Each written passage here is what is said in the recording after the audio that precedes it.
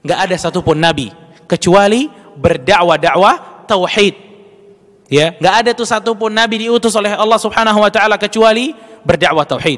Di surat An-Nahl ayat 36, Allah Subhanahu wa taala berfirman, "Wa laqad ba'atsna fi kulli ummatin rasulan an i'budullah wajtanibut taghut." Nih. Ya. Kata Allah Subhanahu wa taala, "Telah kami utus kepada setiap umat Rasul." Untuk apa? Untuk menyeru manusia beribadah kepada Allah dan menjauhi para sesembahan-sesembahan selain Allah. Tuh.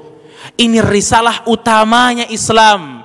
Ini Islam, yaitu qaulu la ilaha illallah Muhammadur Rasulullah. Ya, dan yang sangat menyesali ikhwan fillah azakumullah, enggak sedikit kaum muslimin enggak kenal tentang kalimat la ilaha illallah.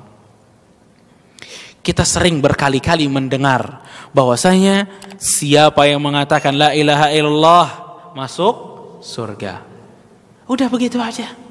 Orang bilang la ilaha illallah masuk surga. Atau bagaimana? Yang mesti, yang paling dasar tentang kalimat la ilaha illallah. Kalimat la ilaha illallah mempunyai dua rukun. Ini jangan sampai lupa ya kawan. Ya, mempunyai dua rukun. Yang pertama nafyun, menafikkan. Ya, menafikkan. Yang kedua menetapkan. Dari mana diambil dua rukun ini? Lihat kalimatnya. La ilaha, tiada sesembahan. Illa Allah, melainkan Allah. Kita bagi dua katanya. La ilaha sendiri, illallah sendiri. Kalimat la ilaha ya ikhwan, ya, tiada sesembahan. Kalau seorang manusia hanya meyakini separuh dari kalimat la ilaha illallah ini, hanya meyakini tiada sesembahan, Islam apa enggak? Enggak. Jadinya apa itu? Ateis. Ya, dia enggak percaya sesembahan apapun. Ini namanya rukun yang pertama. Apa tadi? Nafyun, menafikan bahwa tiada ilah. Enggak ada tuh sesembahan, enggak ada. Ini yang pertama, step yang pertama. Setelah seorang manusia menetapkan bahwa tiada ilah, masuk rukun yang kedua, illa Allah, kecuali Allah. Ini namanya isbat, menetapkan, berarti tiada ilah yang lain kecuali siapa? Allah. Nih, dua rukun ini udah difahami sama orang kafir Quraisy. Jadi kalau antum gak paham, malu. Orang kafir Quraisy aja udah paham. Ini yang bikin mereka nggak mau keluar dari lisan mereka la ilaha illallah. Pada saat Rasulullah SAW manggil mereka, qul la ilaha illallah, katakan la ilaha illallah. Apa katanya? Wahai Muhammad, apakah kamu akan menjadikan Tuhan kami yang banyak Tuhan yang satu? Ya, berarti kalimat ini, besarnya kalimat ini udah difahami oleh orang kafir Quraisy. Nah sekarang orang muslim ikhwan fillah azakumullah, dia mengatakan la ilaha illallah berkali-kali sambil goyang kadang-kadang, tapi tetap syirik, tetap minta sama yang lain. Ya. Dan syarat la ilaha illallah sebenarnya ada 7. Nanti di pertemuan kapan kita baru bahas. Ya. Syarat la ilaha illallah. Yang punya syarat ini baru bermanfaat la ilaha illallah. Karena kalimat la ilaha illallah, apa kata Rasulullah? Miftahul jannah, kuncinya surga. Dan setiap kunci ada giginya, dan giginya itu apa? Syarat-syarat la ilaha illallah. Kemudian ikhwan fillah azakumullah, tauhid di dalam diri seseorang, dan itu merupakan hal pertama yang didakwahkan oleh Rasul sallallahu alaihi wasallam, merupakan hal yang paling penting. Kata Ibnu Qayyim rahimahullah, man arada uluwa bunyanahu fa alaihi bitathbitil asasuh. Kata Ibnu Qayyim rahimahullah, siapa yang ingin bangunannya tinggi, dia mesti menguatkan apa? Pondasinya. Dan pondasi di dalam diri seorang muslim apa? Tauhid la ilaha illallah. Amalan kita nggak bakal sampai kepada Allah kecuali kita punya tauhid la ilaha illallah, kecuali kita amalkan ini ikhlas lillahi rabbil alamin. Dan tauhid ikhwan fillah azakumullah, lawannya apa? Syirik. Sebagaimana besarnya tauhid, sebesar itu juga dosa syirik. Innallaha la yaghfiru an yushraka bihi wa yaghfiru ma duna dzalika liman yasha. Allah akan mengampunkan dosa selain syirik, namun untuk syirik Allah tidak akan ampunkan. Jadi, jika ada seorang manusia wal'iyadzam billah syirik kepada Allah, enggak pernah taubat sampai dia mati, maka tidak akan diampuni dosanya oleh Allah Subhanahu wa taala. Ini berbeda dengan dosa-dosa besar yang lainnya. Dan orang yang syirik kepada Allah Subhanahu wa taala akan berada di dalam neraka, kekal di dalamnya wal'iyadzu billah. Nah, di dalam sirah nabawiyah kita akan temukan banyak sekali perhatian Rasul SAW akan dakwah ini, dakwah tauhid dan menjauhkan manusia daripada syirik. Seperti ikhwana fiddin azakumullah, Rasul SAW kita akan dapati di awal kenabian dia tidak pernah meninggalkan dakwah tauhid. Pada saat Rasul SAW sudah mempunyai negara, Islamnya udah punya negara, udah punya pemerintahan sendiri, tapi dakwah tauhid nggak pernah dilupakan. Pada saat Rasul SAW mau wafat pun, dakwah tauhid tidak pernah dilupakan oleh Rasul SAW. Apa nasihat Rasul SAW pada saat beliau sudah mulai sakit, yang sakit ini menjadikan beliau wafat? Apa kata Rasulullah SAW? La tattakhidhu qabri wathanan yu'bad. Jangan kalian menjadikan kuburanku sesembahan. Tuh. Ini kan nasihat apa? Tauhid. Nah, kita umatnya ikhwana fiddin azakumullah juga mesti faham hal yang paling dasar ini, yaitu tauhid kepada Rabbuna tabaraka wa ta'ala. Harus faham.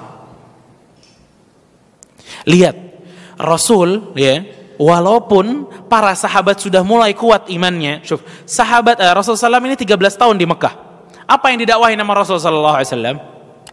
Tauhid ya ikhwan. 10 tahun belajar tauhid doang.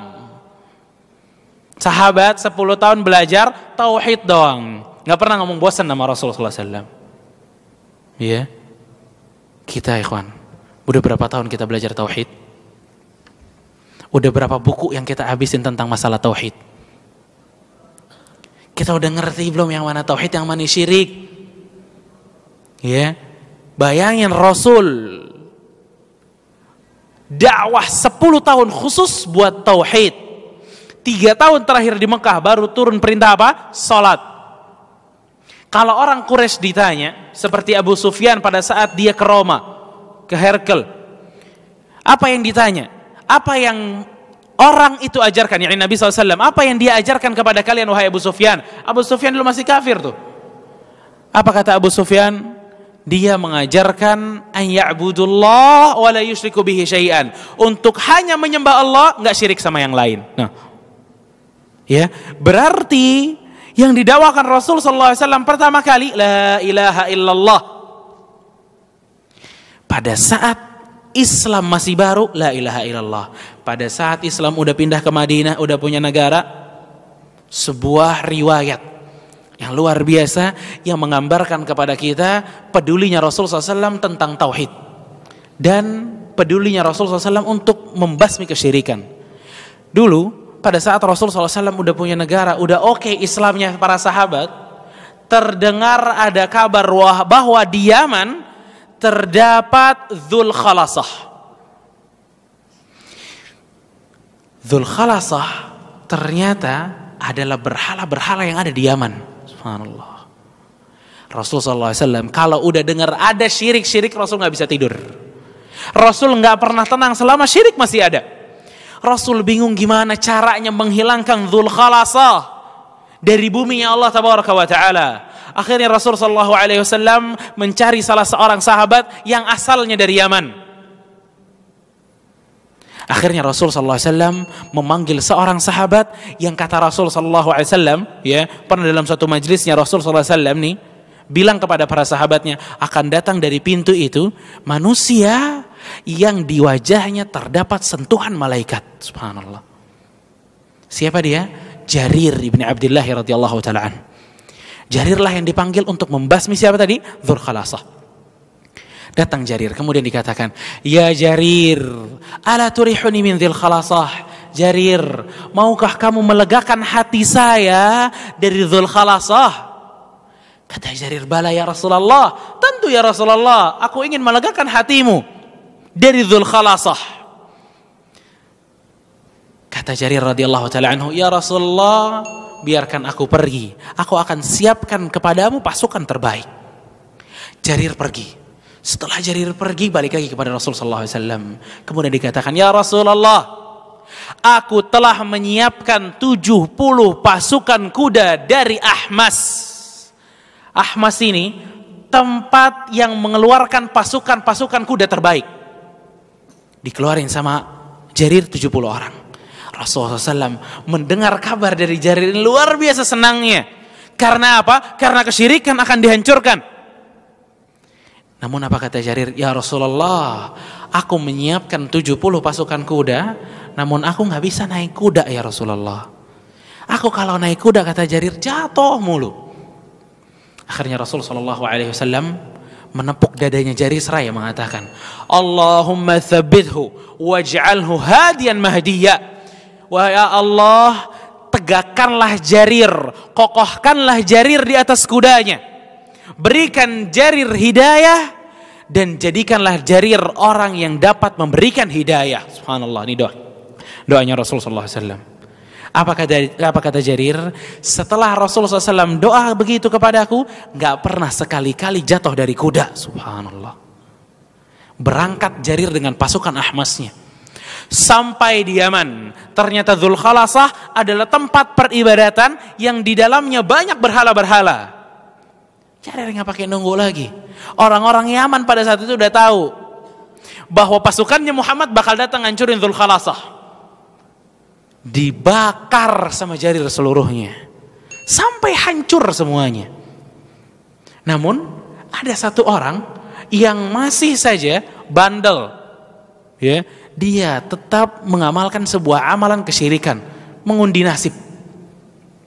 Kata teman-temannya bilang, "Ente jangan coba-coba mengundi nasib sekarang. Ini ada pasukannya Muhammad. Kalau ngelihat kamu, mati kamu." Berani-berani syirik di depan mereka. Akhirnya Jarir radhiyallahu taala anhu mendengar hal ini. Jarir datang kepadanya, ya, Jarir suruh hancurkan ini semua.